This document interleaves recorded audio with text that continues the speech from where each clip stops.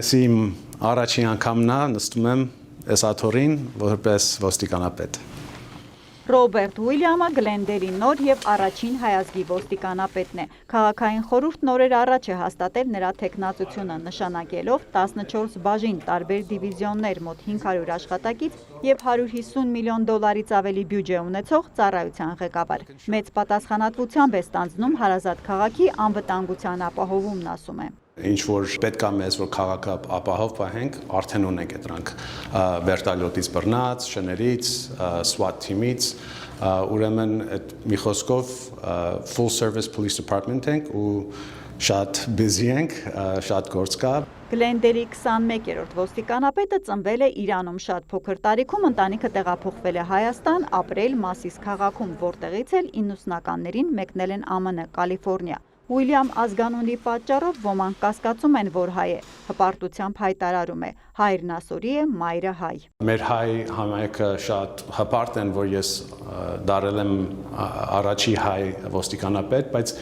նույն ձևով ես իմ մտածումքն է, որ երևի ասորիների համայնքը իրանք են երևի հպարտ ազգում, կարող ասկի չգիտեն։ Ռոբերտ Ուիլյամը Գլենդելի ոստիկանությունում 24 տարվա աշխատանքային փորձ ունի, 18 տարեկանից ընդունվել է որպես կադետ, ապա վեր բարձրացել կարիերայի աստիճաններով։ 2008-ին ծառայության բերումով հրազենային բարդ վիրավորում է ստացել, զրահաբաճկոնը փրկել է կյանքը։ Հայաշատ Գլենդելը հանգիստ խղճով են վստահում նրան, հայտարարել են քաղաքային խորհրդի անդամները։ Կարևոր է լինել առաջինը, բայց ոչ վերջինը, ազգությամբ հայի ԱՄՆ-ում բարձր պաշտոնի նշանակվելու մասին ասում է քաղաքապետ Արտաշես Արդիկ Հասախյանը։ Վստահ եմ, որ մեր երիտասարդները նայելով իր օրինակին, նաև բոլոր հայերին, որ հասնում են բարձր պաշտոնների,